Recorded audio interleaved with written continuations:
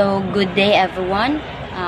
We are tasked to report the chapter 13, which is the theories of social emotional development. So, as you can see on the PowerPoint presented.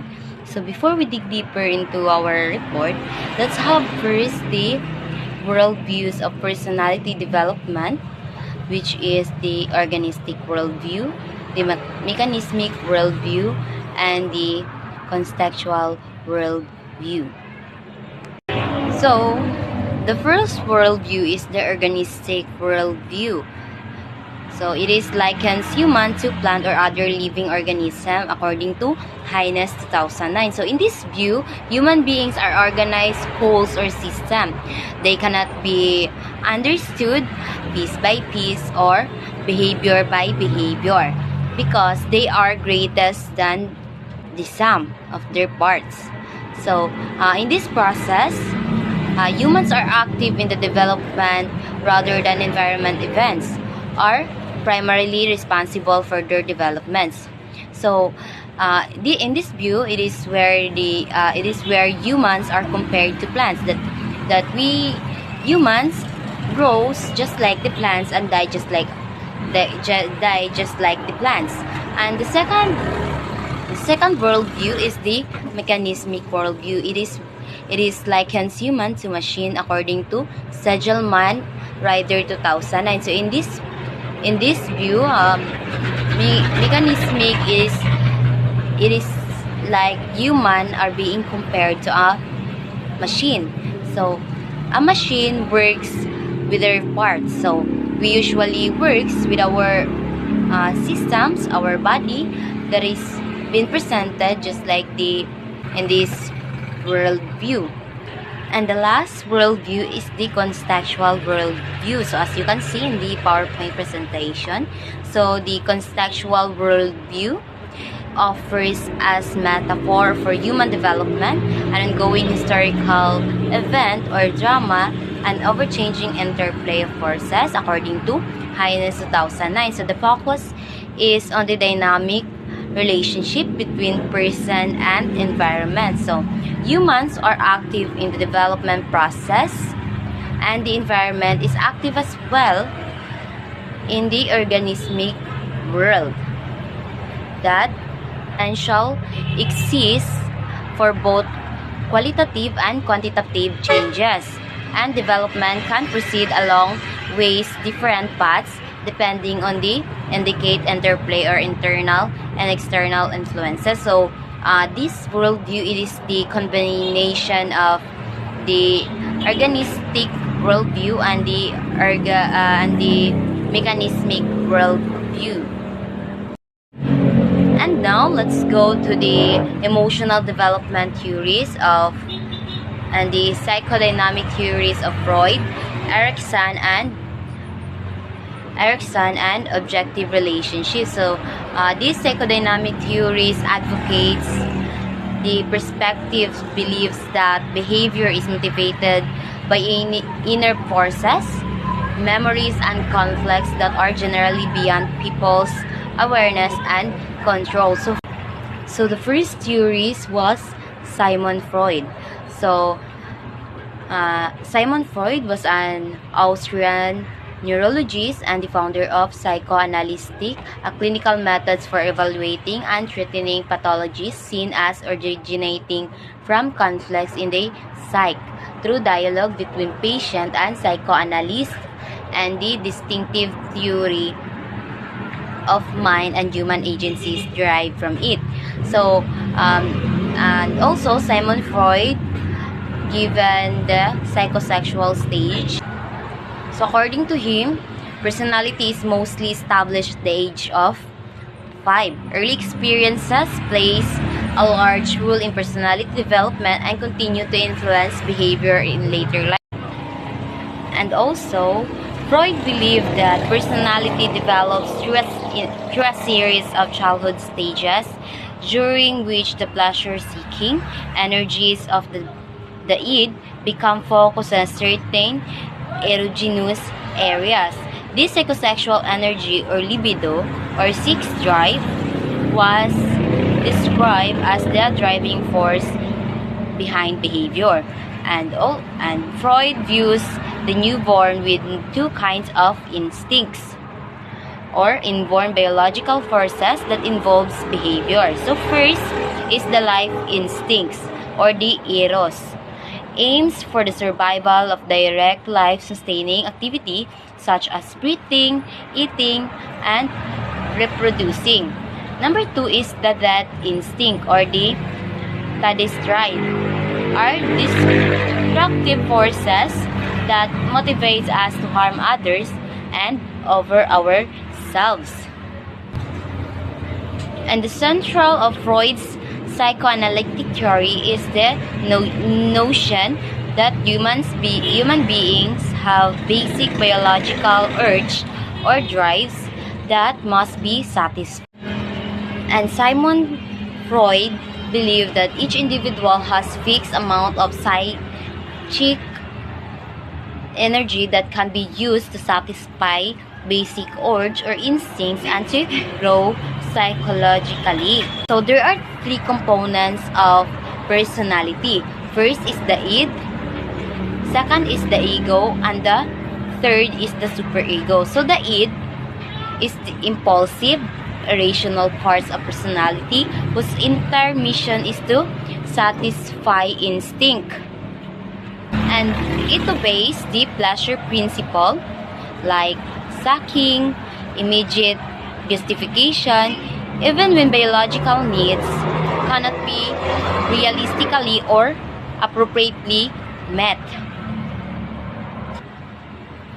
And young infants do seems to be all id in many ways. When they are hungry or they simply refuse and cry until their needs are met. So they are not known for their patience. So it is something like desirable. And the second component was the ego. So the ego is the rational side of the individual that operates according to the reality principle and tries to find realistic ways to gratifying instinct. So Freud, the ego begins to emerge dating infancy when psych energy is diverse. So, and the third part of Freudian personality is the superego. So the individual's internalized and moral standards, the superego develops from the ego and strives for perfections rather than pleasure of realism. So it begins to develop as 3 to 6 years old children internalize at the moral standard and values of their personalities. Typically, it grows stronger as children continue to absorb the value for adults. Once superego emerges, children have prenatal voice is their heads that tells them that it would be wrong to satisfy their needs by grabbing or stealing other children's snacks. And that voice makes them feel guilty or ashamed when they do violate society's standards. The superego insists that we find socially acceptable and critically adheres for the understandable impulses. So as you can see in the table, so let's go first. The first psychosexual stage, which is the anal. So the approximate age is from birth to 12 or to 18 months. So description, so the libido focus on the mouth as a source of pleasure. Obtaining oral gratification from mother figure is critical to other development. So ang children ani nga kuan stage is kanang ang ilahang kuan pa lang way source of pleasure is kanang ilhang thang when they kanang mo kuan sila mo dede sila sa ilhang mother. And the major characteristics is that interest in oral gratification from sucking, eating, mouthing, and biting. So the second psychosexual stage is the anal. So from 12 to 18 months to 3 years old. So the description is the libido is focused on the anus anus and toilet training creates conflicts between the child's biological urge and society demand. So kani nga stages is ang bata is kanang nagpractice pa lang siya kanang bitaw mag CR, magpoop lang siya, magpractice pa siya ani nga stages. And then the major characteristic is gratification from spelling and withholding faces, coming to terms with society controls relating to the toilet training. So nakakuan lang siya sa toilet kay because anal is from it is focused in the anus. Next, on the third psychosexual stage is the phallic. So the approximate age is from 3 to 6 years old. So this stage is which a child begins to experience pleasure associated with their genitalia. So diri makabati na og pleasure ang usa ka child based sa iyahang genital nga sa iyahang kinatawo. And the major characteristic is interest in the genitals. And the fourth psychosexual stage is the latency. It is from 3 to 6 years to adolescence. So libido or the sex drive is increased in schoolwork and play with the same sex friends. Then another major characteristic is the sexual concern, largely unimportant. Then last of the psychosexual stages is the genital or the from adolescence to adulthood. So description is puberty awakens the sexual instinct as youth seeks an established mature sexual relationship to pursue biological goal of reproduction. So dire kabalo na ang bata na siya'y kahibalo about sa mga ginahimo sa mga adults. And then major characteristic is re-emergencies of sexual interest and establishments of mature sexual relationship. So mao ni siya ang psychosexual stages by Simon Freud. So let's go with the next theorist, which is the theory of Erik Erikson. Good evening, ma'am. I am Cindie Maque. Tonight, I will be discussing about my topics are the Erik Erikson psychosocial theory, the stages of psychosocial development, the four identity statuses as shown by current religious beliefs, and the virtues in each psychosocial stages. Erikson's points of view differed from Freud's in the following ways. The first point of view differed from Freud's in the following ways is Erikson placed less emphasis on social urges as the drivers of development and more emphasis on a social influence such as peers, teachers, schools, and the broader culture. The second is the Erikson placed less emphasis on the irrational, selfish, aid, or more on the rational ego and its adaptive powers.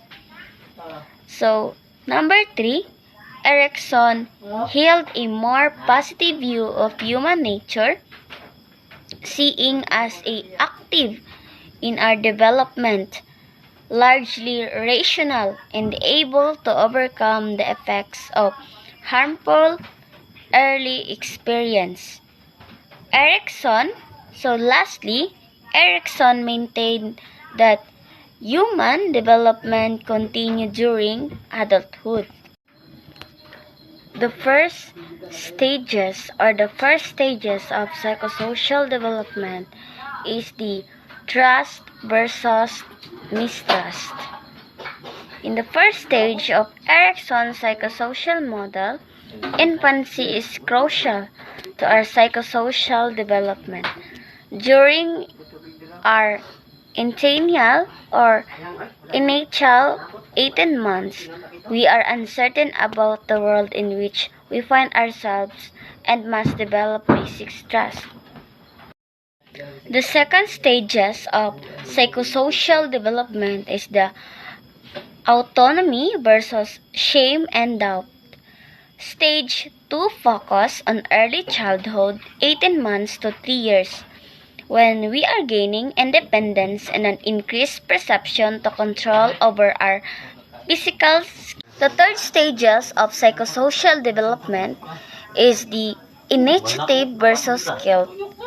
Erickson's third stages of psychosocial development occurs during preschool between the ages of 3 to 5 years old. At this point in our psychosocial development, when conflict occurs between initiative and guilt, we learn to assert ourselves and typically begin to direct play and social interactions. The fourth stage of psychosocial development is the industry versus inferiority. In stage 4 of Erickson's psychosocial theory, ages to 5 to 12 years, we are immersed in a world of education, learning to read. Since 5 to 12 years old is immersed in a world of education, it is learning to read, kabalo na sila mabasa, it is learning to write and to solve math puzzles. The fifth stage of psychosocial development is the identity versus role confusion. In this stage, teenage years can be daunting both of adolescents and parents. New opportunities, experiences, and changes to the body and mind. In the sixth stage of psychosocial development is the intimacy versus isolation. Intimacy versus isolation as a young adults are motivated to explore personal relationships and are desired to form intimate relationships. In the sixth stage of Erickson's psychosocial development theory, young adult takes place between the ages of 18 to 40 years old. During this time, major conflict can arise was attempt to form longer-term commitments outside in our families with varying degrees of success. And yet, positive outcomes result in healthy, happy relationships. The seventh stage of psychosocial development is the generativity versus stagnation. The seventh stage of psychosocial development occurs between 40 to 45 years old. During middle adulthood, we display our need for longevity. The eighth stage of psychosocial development is the integrity versus despair. Unlike previous theories, Erickson model covered the entirety of life, from the cradle to the grave. Our final stage of psychosocial development takes us from 65 years old, that is known as maturity. This stage, one of the reflection, we have slowed down, are less productive, and spend time reviewing our accomplishments. Are the four identity statuses as shown by a current religious beliefs. So, the first column is the no commitment. The first column is the no crisis experience. Devotion status. The person has not yet thought about or resolved identity issues, has failed chart directions in life. For example, I haven't really thought much about religion, and I guess I don't know what to do believe exactly. So the second column is the crisis experience. The moratorium status or the moratorium status. The individual is currently experiencing an identity and an actively rising question and seeking answer. For example, I am in the middle of evaluating my beliefs, and I hope that I will be able to figure out what's right for me. And I am Mary, the I am may answer I am may answer provided by the Catholic, and I am become skeptical about. This is the table of the virtues in each psychosocial stages. So good afternoon, ma'am. My name is Devine Cadalin, and I'm the next reporter. So my first topic is object relations theory. A normal person being over a year of age likes some people better than others. We choose to spend more time with the people we prefer, if we can, and we seek them out when we are unhappy. When we are young children, we feel safe with our special person. When we are adults, we try to protect such people if they are young or vulnerable. If we are both adults, we may choose them as sex partners, helpers, or companions. We generally prefer people who are most familiar to us. If we are separated from them for a long time, we are distressed. And if they die or desert us, we grieve. We do not react in the same way to the loss of an unfamiliar person. This pattern of emotional relationships is present in one form or another in all cultures and people. Isang karaniwang tao na lampas isang taon na ing edad ay may mga taong mas gusto kaysa sa iba. Pinipili natin na maglaan ng mas maraming oras kasama ang mga taong gusto natin kung maaari, at hinahanap natin sila kapag tayo ay nalulungkot. Noong bata pa tayo, nararamdaman natin na ligtas tayo kasama ang espesyal na tao.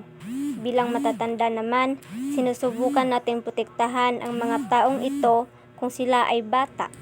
Kung pareho tayong matatanda, maaari nating piliin partner sa sex, mga katulong o kasama. Karaniwan nating pinipili ang mga taong pinakapamilyar sa atin. Kung tayo'y mahiwalay sa kanila ng matagal, nalulungkot tayo. At kung sila ay mamamatay o mag-iiwan sa atin, tayo ay nagdadalamhati. Hindi tayo nagre-reaksyon ng parehong paraan sa pagkawala na hindi pamilyar na tao. Ang ganitong padrino ng emosyonal na ugnayan ay nagkaroon sa iba't ibang anyo sa lahat ng kultura at mga tao. Next is learning theories in social and emotional development. The primary concern of object relations theory is to explain how individuals develop in relation to the emotional interactions they have with people around them, also Sroff 2007.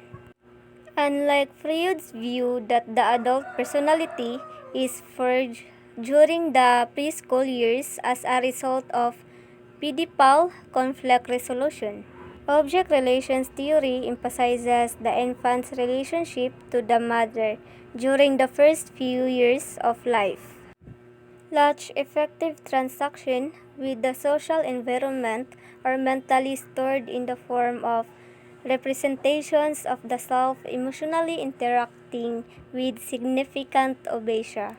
Emotions the central to the construction of object relations, which principally invoke motors center the specific quality of such affective Henley inverse intercom. Example of this is when parents emotionally invest in the fluid, when parents travel with their young children early on.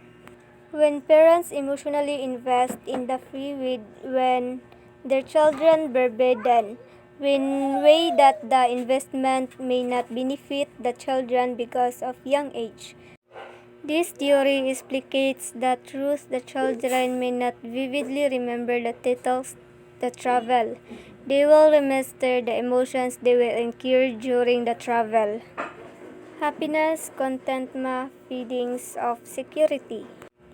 So the memory of the feelings linger on even if the memory of the expert details may be forgotten. So, ang pangunahing layunin ng teorya ng relasyon ng mga bagay-bagay ay ipinaliwanag kung paano magkaroon ng pag-unlad ang mga individual sa ugnayan nila, sa mga emosyonal na sa mga taong nasa paligid nila. Ang mga epektibong transaksyon sa lipunang panlipunan ay iniimbak sa anyo ng mga representasyon ng sarili ng emosyonal na nakikipag-ugnayan sa mahalagang mga bagay.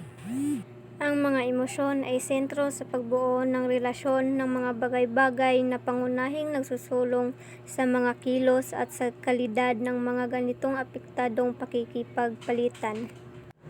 Isang halimbawa nito ay kapag ang mga magulang ay emosyonal na naglalaan ng oras sa paglalakbay kahit hindi masyadong mapapakinabangan ng kanilang mga anak dahil sa kanilang murang edad.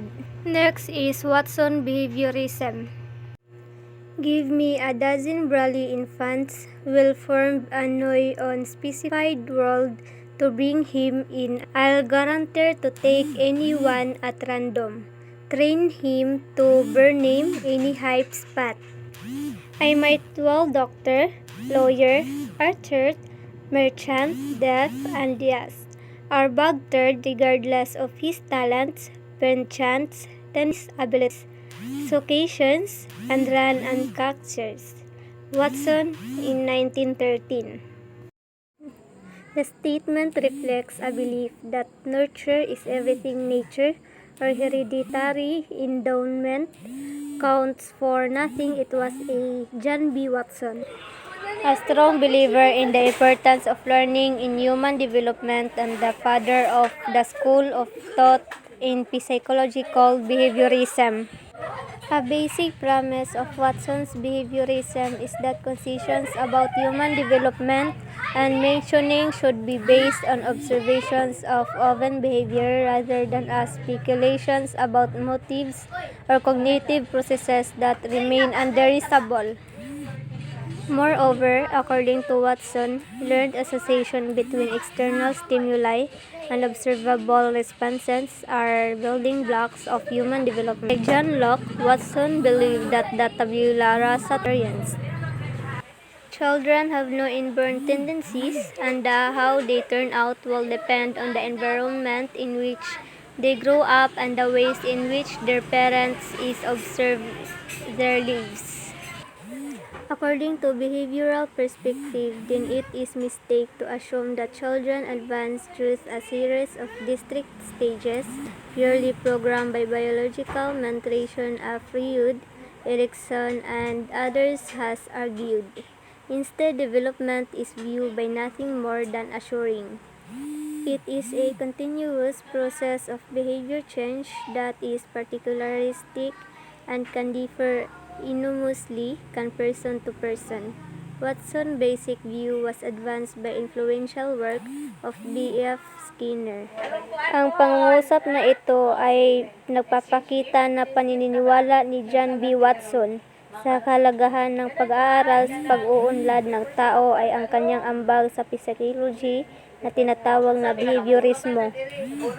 Ang pangunahing pangako ni Watson behaviorismo ay batay sa obserbasyon na kilos ng tao kaysa sa spekulasyon tungkol sa mga motibo o cognitive processes na hindi maaaring obserbahan. Tulad ni John Locke, naniniwala si Watson na ang isang bata ay parang tabula rasa na maaaring magsulat ng kanilang karanasan. Ayon sa kanya, walang likas na mga hilig ang mga bata at ang kanilang pag-unlad ay nakasalalay sa kapaligiran kung saan sila lumaki at sa paraan ng pag-aalaga sa kanilang mga magulang. Ang pangunahing pananaw ni Watson ay naipalaganap pa ni B.F. Skinner sa kanyang makabuluhang gawain sa larangan ng psychology. Hey Mom, I am Jeresa Arañas and I am the one-off reporter of Chapter 13. Skinner's operant conditioning. Borges Frederick Skinner, whose name is also known that of any American pathologist, had a long distinguished career at Harvard University. Through his research with animals, Skinner gained understanding of one very important form of learning, inoperant or instrumental conditioning. A learner's behavior becomes either more or less probable depending on the consequence it produces. Reinforces are consequences that increase the probability that a responses will occur in the future, while punishers, on the other hand, are consequences that suppress a response and decrease the likelihood that it will occur in the future. Like Watson, Skinner believed that the course of human development depends on the individual learning experience. One boy's aggressive behavior may be reinforced over time because he gets his way. Other children and his parents encourage his macho behavior. Another boy may quickly learn that aggression is prohibited and punished.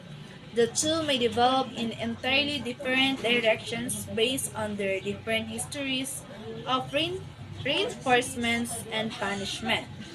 Skinner did acknowledge that evolution has provided us with a brain that allows us to learn from experience and that influence that we can learn most easily and what we find more reinforcing. However, he believed that the essence of human development is the continual acquisition of new habits of behavior and that these learned behaviors are controlled by external stimuli. Most developmentalists appreciate that Skinner's operant conditioning principle can help explore many aspects of human development. Yet some theorists believe that Skinner placed too much emphasis on a single type of learning and too little emphasis on the role of cognitive processes such as attention, memory, and reflection in learning. For this reason, today development scholars are more attracted to Albert Bandura's cognitive social learning theory than to Skinner's learning theory. Another pathologist is Bandura. Bandura's social learning theories claims that humans are cognitive beings whose active processing of information from the environment plays a major role in learning and human development. Banduras agrees with Skinner's that operant conditioning is important typing of learning, but he notes that humans think about the connections between their behavior and its consequences, anticipate what consequence likely to follow from their future behavior, and often are more affected by what they believe will happen than by the consequence they actually encounter.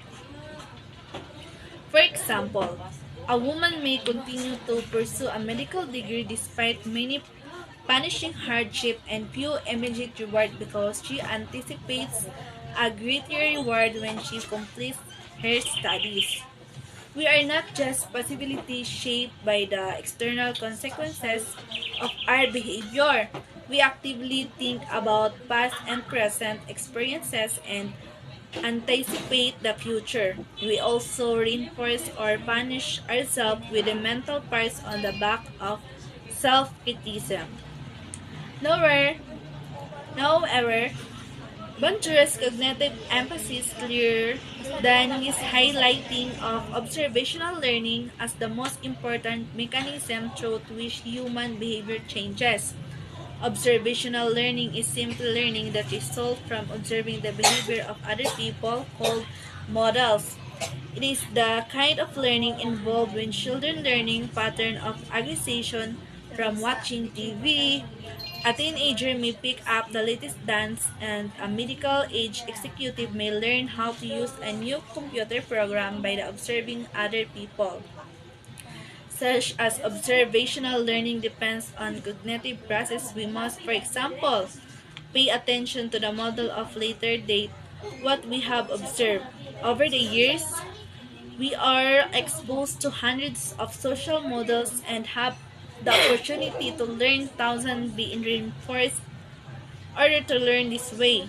We do, however, take note of whether the model behavior has a positive or negative consequences and use this information to decide whether or initiate what we have obsessed.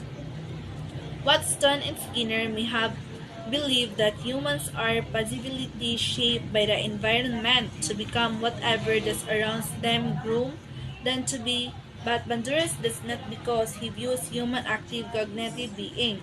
He holds that human development occurs through a continuous reciprocal interactions among the present behavior and the environment, a perspective we call reciprocal determination or personal characteristic behavior affect the people in our social environment just as these individuals influences our personal characteristic in the future behavior.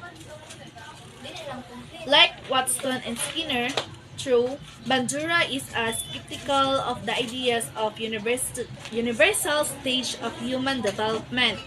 He maintains the developments in context is specific and can proceed among many different paths. It is also continuous, occurring gradually through a lifetime of learning. Bandura does acknowledge that children of the same age will not be much alike at all if their learning experience has different. Obviously, there is a fundamental disagreement between stage theories like Piod and Erikson and learning theories like Bandura's. Learning theories do not give us general description of the normal course of human development because they insist that there is none such description to give. Instead, they offer a rich account of the mechanism through which behavior can change over time. They ask to apply basic principles of learning to understand how each individual changes with age. Contextual theories of social learning and emotional development. Contextual theories of development hold that changes over the lifespan arise from ongoing interrelationship between a changing organism and changing world. Changes in the person produce changes in his or her environment. Changes in the environment produce changes in the person, and the interchange goes on continuously. According to his perspective, development can take a variety of forms depending on the individual and the historic, historical, cultural, and social context in which he or she develops. So, good afternoon, Ma'am Rona. So, by the way, my name is Princess Culiano Barredo, and my task is all about Brun P. Bernier's ecological approach to development. So, American physiologist Uris Brun P. Bernier's developed a theory that capitalizes on context when it comes to develop. He highlighted how culture and the context of relationship between among those caring for the child could affect how the child grows. So there are four theories of social emotional development. So first is microsystem. So ang microsystem, this is involved the interaction of the child and other people in the immediately setting such as home, school, or peer groups. Initially, the microsystem is the small caring, giving interaction with the parents usually at home. Muna siya ang first theories of socio-emotional development. So, and the second is mesosystem. So, ang mesosystem, this is involves the interaction of the various setting within the mesosystem. For instance, the home and schools interact during parents teacher conference. The school system larger community interact with the children are the taken or a field trip or within the school system. It is trying to pass a school living. The third one, it's all about ecosystem. So, ang ecosystem, it is involved the institution in which the child does